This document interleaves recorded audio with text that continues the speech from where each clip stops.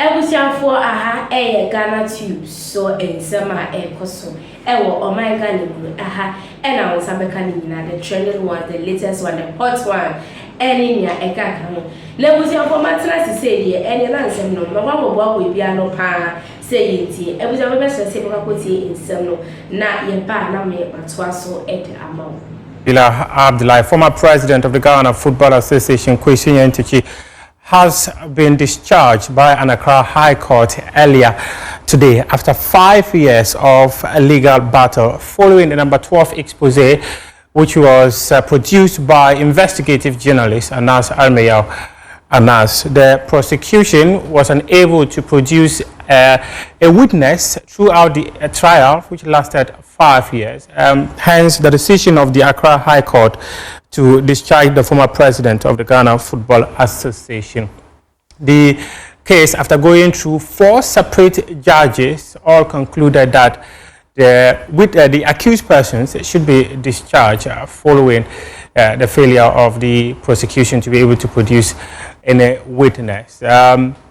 Nyantakyi was charged with corruption and fraud in 2020 after Anas Almeyao produced a documentary that investigated corruption, match fixing in relation to Ghana football. He was banned indefinitely by FIFA, but it was later reduced to 15 years by the World Football Governing Body.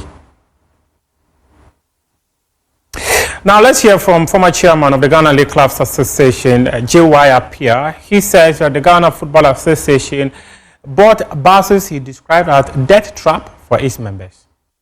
Look at the buses, the old buses that they bought for the clubs. Ghana could have come forward and we are rejecting the buses. Let us know the source of the money.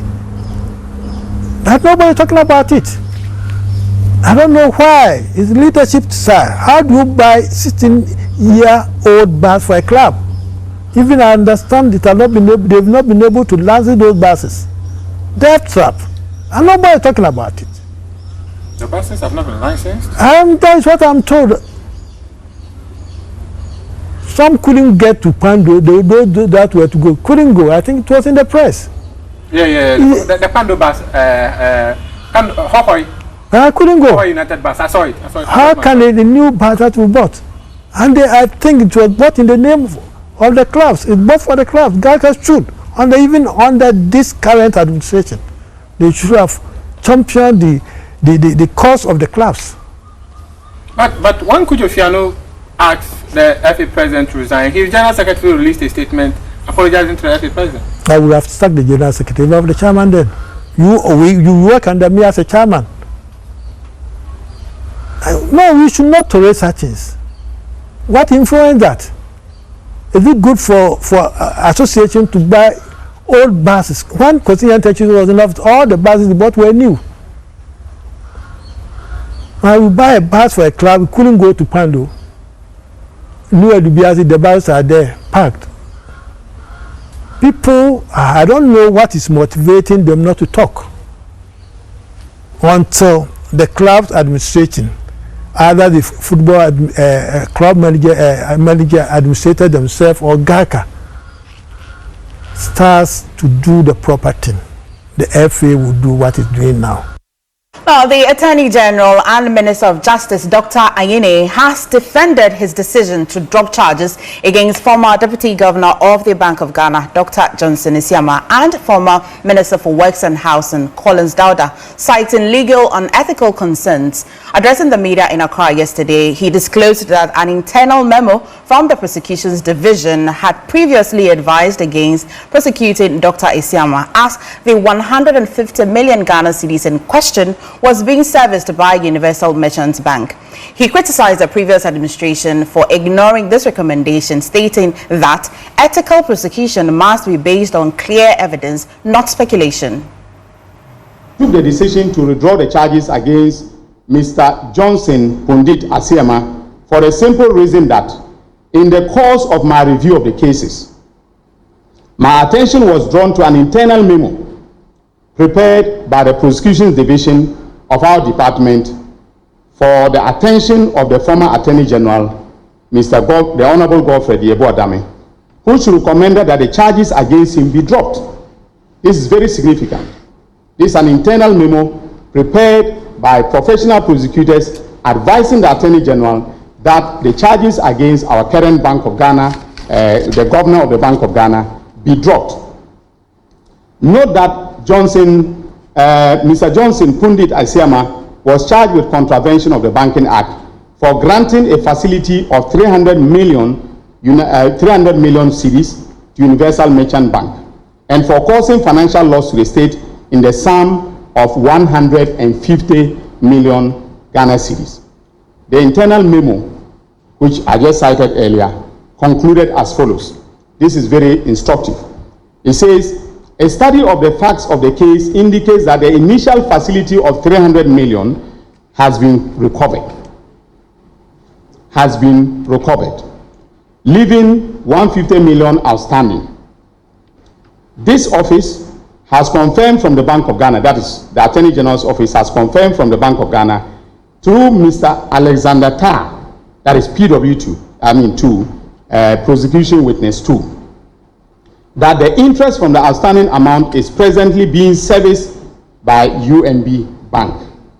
Mr. Tarr also indicated that UNB has an amount of 150 million locked up with CBG, that is Consolidated Bank Ghana. It is expected that when the said sum is released to UNB, the loan amount for which A3, that is Johnson Pundit Asiama, was charged with causing financial loss to the state will be repaid to the Bank of Ghana. This therefore may render the charges proffered against A3, that is Johnson Asiama, And on the Saglemi housing case, Dr. Anyine argued that the charges against Collins Ďourda were flawed. He pointed out that the prosecution failed to account for the fact that the $200 million in question had been used to construct housing units, making the allegation of misapplying public funds legally unsound. He also highlighted that subsequent ministers had approved payments under the same project, further complicated the claim against Ďourda. The Attorney General emphasized his commitments to justice, stating that prosecution must be based on solid evidence, not political pressure. He assured the public that his decisions were made after thorough consultation and legal review. The second reason why I dropped the charges in some of the cases, as I stated above, is that the charges were defective and upon careful scrutiny were filed against the promptings of plain common sense.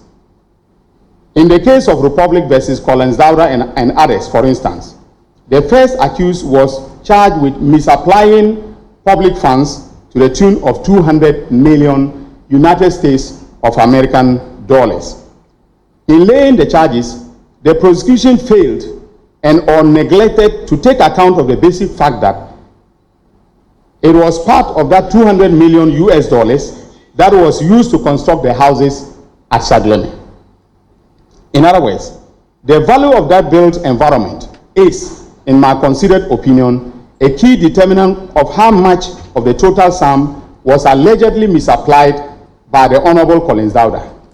Discounting the value of the built environment renders those charges, in my considered opinion, defective. The prosecution in this case also failed and or neglected to take account of payments that were made by other ministers who took office after the Honorable Collins Ďourda. For instance, the Honorable Atachia, as Minister of Works and Housing, approved a payment to the tune of 5 million United States of American dollars in 2017.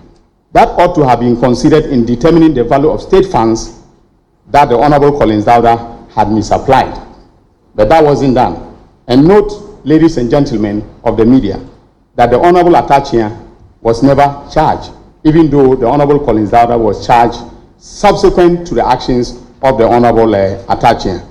Enti ensem no ena yetie abusuafo obetimi eja comment no de amame ewo comment section papa na meje bre akinkan de abusuafo ansa na mesori mo so no mekai obiom se aha Ghanatube trending hot issues, latest issues, sad news, happy news ni kaka wona abusuafo aha ena onsa ebeka ni na enti make sure yourself or be subscribe ama me na afin so odo wonsa emia notification bell no so so e dey ama me send e be a se ensem no me di tuma na we nya no ensem pass me ma o we fin so se o be like in videos no e dey ama na me ametina se e dey ensem no e be me din ene snow sisi ade makram